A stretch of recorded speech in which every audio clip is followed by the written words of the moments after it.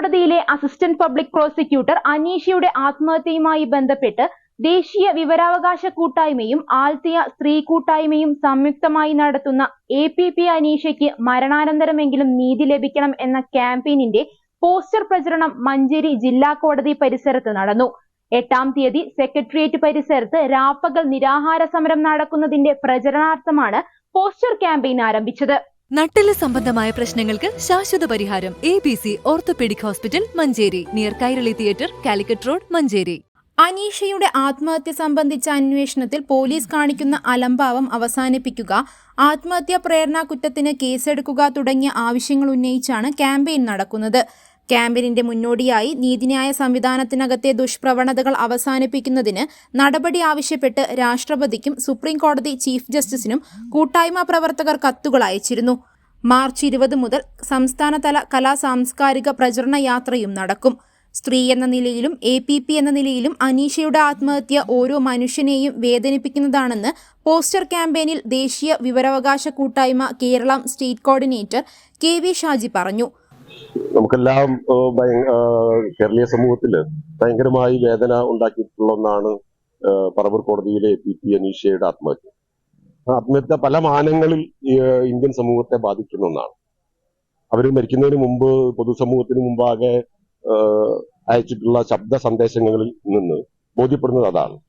അതായത് ഒരു നീതി കിട്ടാത്ത സാഹചര്യത്തിൽ കോടതിയിലെ വ്യവഹാരങ്ങളെ അറിയുന്ന, എങ്ങനെയാണ് ഒരു കോടതി വ്യവഹാരങ്ങൾ എന്ന് കൃത്യമായി അറിയുന്ന ഒരു അഭിഭാഷകയായിരുന്നിട്ട് പോലും അവർക്ക് എനിക്കിനി നീതി കിട്ടില്ല എന്ന് ബോധ്യപ്പെട്ട് ആത്മഹത്യ ചെയ്യേണ്ട ഒരു സാഹചര്യം ഉണ്ടാവുക. അത് അവരുടെ മേലുദ്യോഗസ്ഥരും അതുപോലെ തന്നെ സഹപ്രവർത്തകരും ചേർന്ന് അദ്ദേഹത്തെ അവരോട് ചെയ്തിട്ടുള്ള മാനസിക പീഡനങ്ങൾ സഹിക്കവയ്യാതെയാണ് അവർ ആത്മഹത്യ ചെയ്യുന്നത്.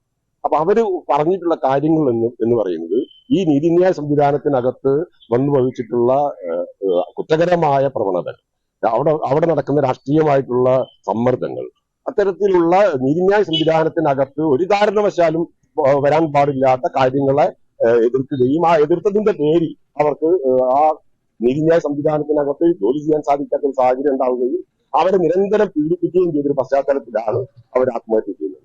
അത് അത്തരത്തിലുള്ള ഒരു ആത്മഹത്യ ഭരണഘടനാപരമായി ചിന്തിക്കുന്ന, ഭരണഘടന സ്ഥാപിച്ചിട്ടുള്ള ഇന്ത്യയിലെ ഓരോ പൗരനും വേദന ഉണ്ടാക്കുന്നതാണ്. കാരണം നീതിന്യായ സംവിധാനത്തിനകത്ത് ഭരണഘടനാ മൂല്യങ്ങൾ 100% പാലിക്കപ്പെടേണ്ട ഒരു നീതിന്യായ സംവിധാനത്തിനകത്ത് ഒരു സ്ത്രീ എന്ന നിലയിലും ഒരു APP എന്ന നിലയിലും അവർക്ക് നീതി കിട്ടാതെ ആത്മഹത്യ ചെയ്തു എന്നുള്ളത് നമ്മുടെ ഓരോരുത്തരെയും വിഷമിപ്പിക്കുന്നതാണ്. അത് മാത്രമല്ല, ശക്തമായ പ്രതിഷേധം ആ കാര്യത്തിൽ ഭരണഘടന മുൻനിർത്തിക്കൊണ്ടുള്ള, ഭരണഘടനാ അവകാശം മുൻനിർത്തിക്കൊണ്ടുള്ള പ്രതിഷേധം രൂപപ്പെട്ടു വരേണ്ടതുണ്ട്. അതിന്റെ ഭാഗമായാണ് ദേശീയ വിവരാവകാശ കൂട്ടായ്മ അനീഷയ്ക്ക് മരണാനന്തരമെങ്കിലും നീതി ലഭിക്കണം എന്നുള്ളൊരു ക്യാമ്പയിൻ ആരംഭിച്ചിട്ടുള്ളത്. ഈ വരുന്ന 8-ാം തീയതി സെക്രട്ടേറിയറ്റിന് മുന്നിൽ അനിശ്ചിതകാല രാപ്പകൽ നിരാഹാര സമരം നടക്കുകയാണ്.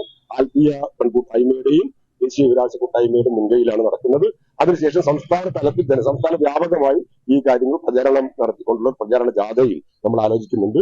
കേരളീയ പൊതുസമൂഹത്തിൽ അനീഷയുടെ മരണം ചർച്ചയാവുന്നത് വരെയുള്ള ക്യാമ്പയിൻ ആയിട്ട് ഞങ്ങൾ മുന്നോട്ട് പോകും.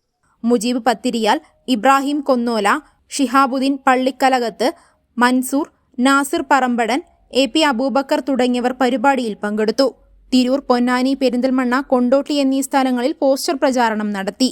മലപ്പുറം കളക്ട്രേറ്റ്, പരപ്പനങ്ങാടി കോടതി സമുച്ചയം എന്നിവിടങ്ങളിൽ ഇന്ന് പോസ്റ്റർ പ്രചരണം നടക്കും. ജലലഭ്യത നിങ്ങൾക്കൊരു പ്രശ്നമാണോ? ഗവൺമെന്റ് അംഗീകൃത ബോർവെൽ ഏജൻസിയായ മദീന ബോർവെൽസ് ഇനി നിങ്ങൾക്കൊപ്പമുണ്ട്. മദീന ബോർവെൽസ്, പാണ്ടിക്കാട്, പെരിന്തൽമണ്ണ, കൊപ്പം.